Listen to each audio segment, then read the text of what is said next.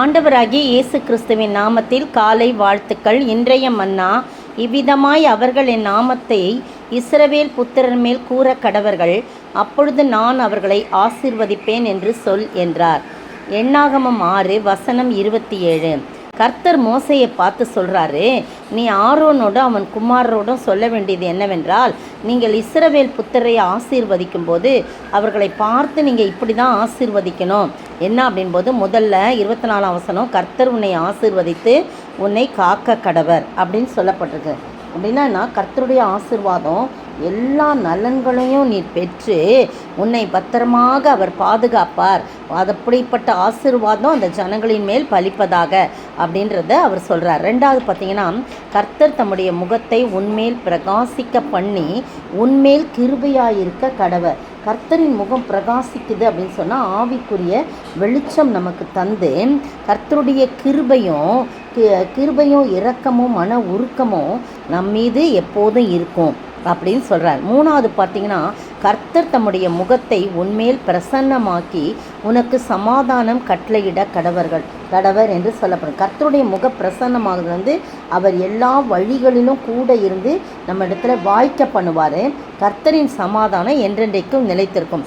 இப்படிப்பட்ட ஒரு ஆசீர்வாதத்தை நீ போய் ஆரோன்ட்டையும் அவன் குமார்ட்டையும் சொல்லு, என் ஜனத்தை இப்படி தான் நீங்கள் ஆசீர்வதிக்கணும்னு சொல்லிட்டு தான் இப்போ வாசித்த வசனத்தின்படி, இவ்விதமாய் அவர்கள் என் நாமத்தை இஸ்ரவேல் புத்திரன் மேல் கூற கடவர்கள், அப்பொழுது நான் இவர்களை ஆசீர்வதிப்பேன் என்று சொல்கிறேன். இன்றைக்கு திருச்சபைகளில் முடியும் போது, ஆலய வழிபாடு முடியும் போது குருவானவர் இந்த ஆசீர்வாதத்தை பாடல் வழியாகவோ அல்லது வசனத்தை வாசித்தோ சில இடங்களிலே கூறுவதை நாம் பார்க்கிறோம். இது நடைமுறையிலே நடந்து கொண்டிருக்கிறது. ஆனால் இது ரொம்ப முக்கியமான ஆசீர்வாதம். நமக்கு ஆசீர்வாதம் கொடுத்து நம்மை காக்கிறவராய் இருக்கிறார். நம்முடைய முகத்தை நம்மேல் பிரகாசிக்க பண்ணி ஆவிக்குரிய வெளிச்சத்தின்படி நம்மை நடத்தி நம்மேல் கிருபையும் இரக்கம் மன உருக்கமுடையவராக இருக்கிறாரு.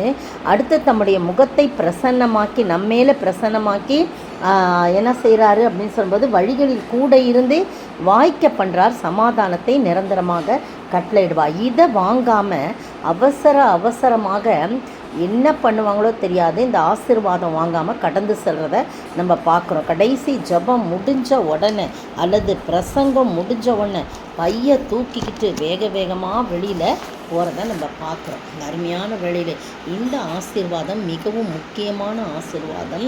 கர்த்தரே சொல்லி இருக்கிறாரு, 3 தடவை கர்த்தர் கர்த்தர் கர்த்தர் என்று சொன்னது பிதா குமாரன் பரிசுத்த ஆவியின் நாமத்தினாலே நமக்கு ஆசீர்வாதம் உண்டாகும்படியாக ஆண்டவர் இதை சொல்லுகின்றார். பாருங்கள், அந்த 2 கொரிந்தியர் 13ஆம் அதிகாரம் 14ஆம் வசனத்தில் இருக்கிற அப்போஸ்தல ஆசீர்வாதத்தோடு இந்த ஆசீர்வாதம் ஒப்பிடத்தக்கதாக இருக்குது அப்படின்னு சொல்லப்பட்டிருக்கு. பாருங்கள், அதில் நம்முடைய கர்த்தராகிய இயேசு கிறிஸ்துவின் கிருபையும்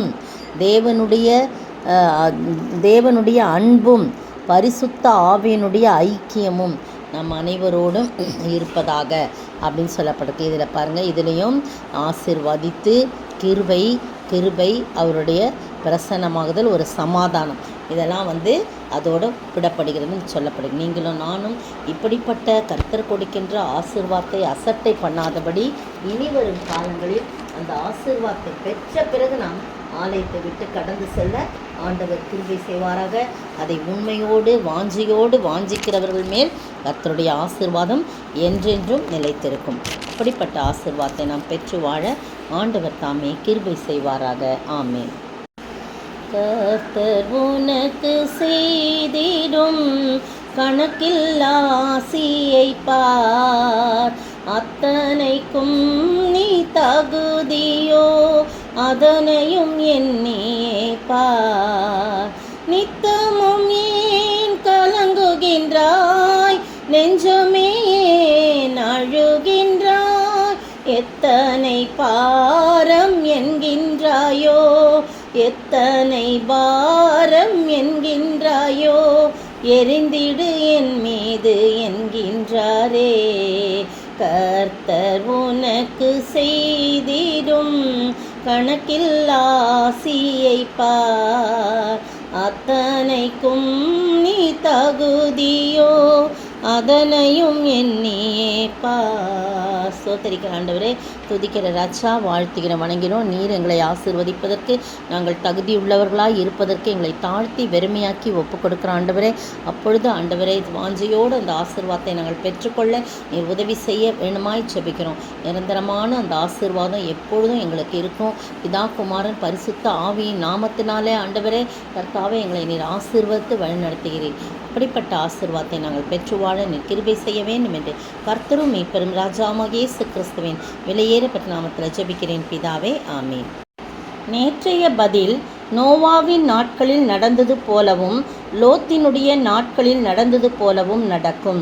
லூக்கா 17 வசனம் 26, 28. இன்றைய கேள்வி: தேவனுடைய ராஜ்யம் எப்படிப்பட்டவர்களுடையது? தேவனுடைய ராஜ்யம் எப்படிப்பட்டவர்களுடையது?